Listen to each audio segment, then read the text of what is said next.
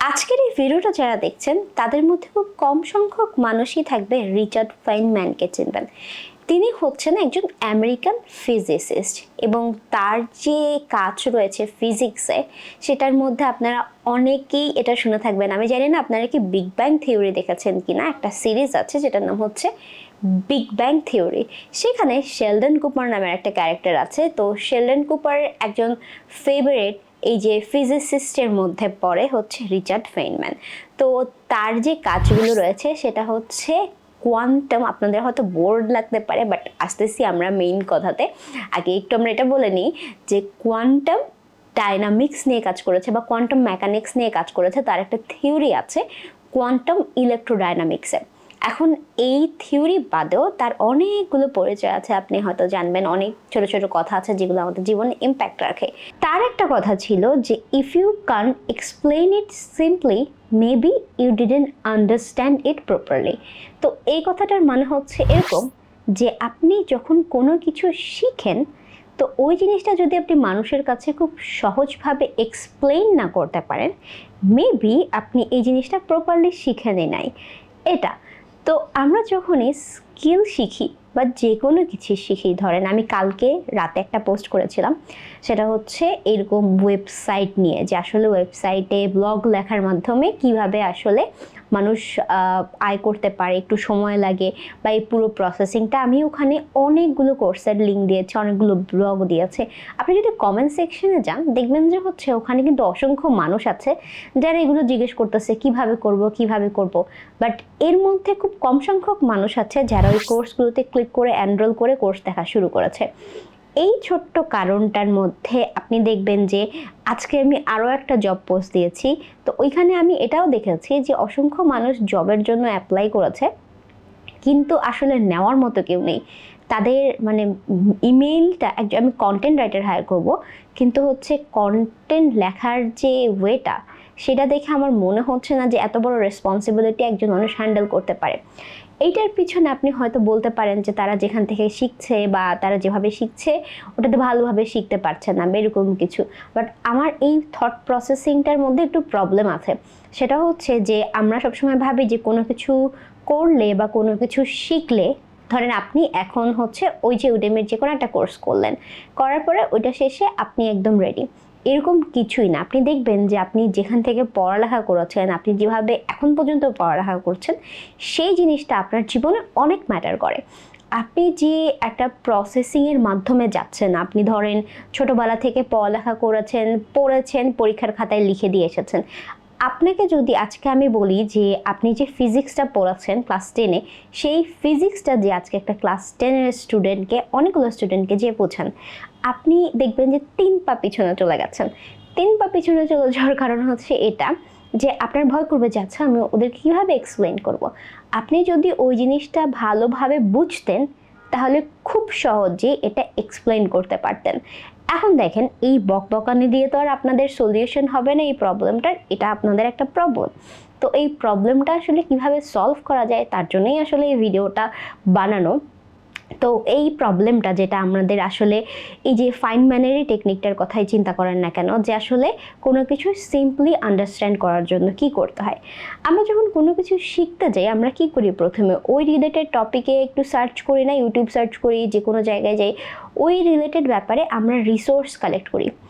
আপনি ধরেন কোনো কিছু শিখছেন, আজকে ধরেন আপনি কন্টেন্ট রাইটিংয়ে শিখছেন না কেন, স্কিলের দিকে, কন্টেন্ট রাইটিংয়ের ব্যাপারে আপনি অনেকগুলো ভিডিও দেখতেছেন, দেখার পরে আপনি নলেজটা কনজিউম করতেছেন। আমি যদি আপনাকে বলি আজকে যে এই কন্টেন্ট রাইটিং নিয়ে আপনার একটা কোর্স বানাতে হবে, ধরেন আমি বললাম আপনার একটা বানাতে হবে, এবং তখন আপনি একটা কারিকুলাম সেট করবেন না যে এই কোর্সটা একদম প্রথম থেকে শেষ পর্যন্ত এইভাবে শিখলে একজন স্টুডেন্ট শিখতে পারবে। আপনি এই জিনিসটা হয়তো মাথায় আসে না আমাদের যে এটা এভাবে করলে একটা স্টুডেন্ট শিখতে পারবে। ওই প্রসেসেই আপনাকে আসলে শিখতে হবে। শেখার পরে দেখেন এই যে ফাইনম্যানের মেথডটা, এটা আপনি কিভাবে কাজে লাগাবেন আপনার জীবনে, সেটা হচ্ছে আপনি পড়াবেন, টিচ টু লার্ন। কিভাবে পড়াবেন, আপনি যখন কোনো কিছু শিখছেন, ধরেন একটা একটা করে শিখছেন, শেখার পরে ওই জিনিসটা আপনার আশেপাশে যে খাতা আছে, আমি আপনাকে দেখাই, সেই খাতার মধ্যে অ্যাকচুয়ালি লিখে রাখবেন। আমার এখানে আমি যখনই কোনো কাজ করি দেখবেন যে খুব কমনভাবে আমি এই জিনিসটাকে আমি যদি এখানে স্ক্রিনে নিয়ে আসি, দেখেন এইভাবে ভাবে দাগ দিয়ে রাখি, এবং আমি আননেসেসারি কিছু ইনফোগ্রাফিক বক্সও বানাই, এবং বক্স বানাই যখন সেটা হয়ে যায় তখন আসলে কি হয়, এই জিনিসটাই আমার কাজের প্রসেসিংটা ভালোভাবে স্মুথভাবে হয়। আপনি যখন কোনো কিছু শিখছেন সেটাকে আসলে এভাবে নোট ডাউন করে রাখবেন। নোট ডাউন করে রাখার পরে এই পুরো প্রসেসটা আপনি কাউকে হয়তো বুঝাইতে পারেন, আপনারা হয়তো এমনও হতে পারে কয়েকজন মিলে শিখছেন, আপনাদের আশেপাশে যে বন্ধু বান্ধব হতে পারে তাদের সাথে ডিসকাস করতে পারেন, বোঝানোর চেষ্টা করতে পারেন। যদি আপনার কেউ না থাকে বাসায়, আপনার মোবাইলের ফ্রন্ট ক্যামেরা তো আছে, আপনি ফ্রন্ট ক্যামেরা অন করে আপনি নিজেকে নিজে পড়ান, অথবা আপনি খাতার মধ্যে নিজেকে নিজে বুঝান যে আচ্ছা আমি এই জিনিসটা বুঝেছি, এই স্কিলটা এভাবে এভাবে একজন কন্টেন্ট রাইটার হওয়ার জন্য এরকম হতে পারে। আপনি একটা স্কিল শিখছেন, আপনার যে ওবিএস যে স্ক্রিন কাস্ট আছে বা আপনি ওবিএস এর যে স্ক্রিন রেকর্ডার আছে ওইটা দিয়ে নিজেকে নিজে পড়ান, নিজেকে নিজে পড়ান, সিম্পলি পড়ান, পড়ায় ওই জিনিসটা শেখার চেষ্টা করেন। এইটার কারণে দেখবেন যে আপনার এই জিনিসটা মাথায় স্টাক হয়ে যাবে যে আসলে এই জিনিসটা আমি শিখতে পেরেছি। কোনো কিছু অর্ধেক অর্ধেক শিখবেন না, ইটস নট ইউর ফুড, আপনার বাসার ফুড না যেটা হচ্ছে যে আপনি অর্ধেক খাইলেন অর্ধেক রাতে খাবেন, এরকম কিছু, এরকম না।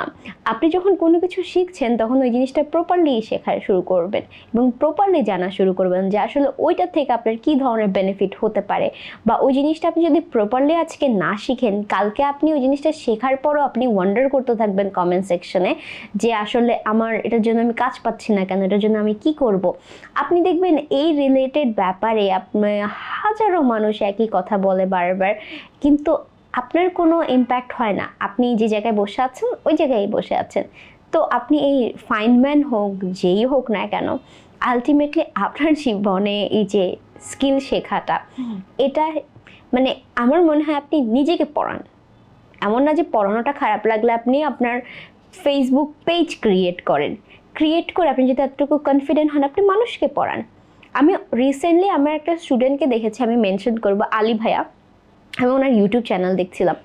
সো উনি কি করে, উনি কিন্তু সোশ্যাল মিডিয়া মার্কেটিংয়ে কাজ করছে, উনি একটা ইউটিউব চ্যানেল খোলে জাস্ট ওখানে সোশ্যাল মিডিয়া মার্কেটিং ইংরেজি টিপস দিচ্ছে। এটার মানে এই না যে উনি একজন নতুন মানুষ, ওনার পেটে খুব অসুবিধা হচ্ছে, টাকা পয়সার অভাব হচ্ছে, এরকম না। এটা ওনার লার্নিং প্রসেসেও কিন্তু ওনাকে অনেকভাবে হেল্প করছে। This is what actually Feynman told us. তো আপনি যদি আরও অনেক বেশি নলেজ রাখেন আপনার আশেপাশে, তাহলে দেখবেন যে এই ছোটো ছোটো উদাহরণগুলো আপনার জীবনে অনেক বেশি ইম্প্যাক্ট লাগবে।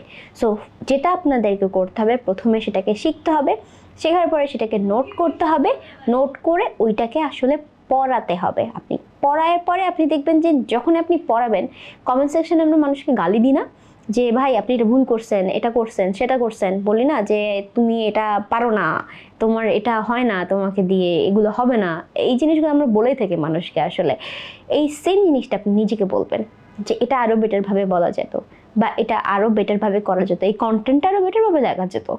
নিজেকে নিজে সাজেস্ট করবেন।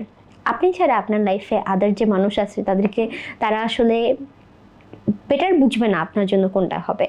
সো এটা মাথায় রাখবেন, যে কোনো স্কিল শেখার জন্য টিচ টু লার্ন, আপনি নিজে সেটাকে পড়ান, নিজেকে নিজে পড়ান, অন্যকে পড়ান, যেটাই করেন না কেন, তাহলেই দেখবেন আপনি একটা স্কিলকে খুব প্রপারলি শিখতে পারছেন। Thank you so much everyone, আবার দেখা হবে পরবর্তী কোনো ভিডিওতে। টিল দেন ভালো থাকেন।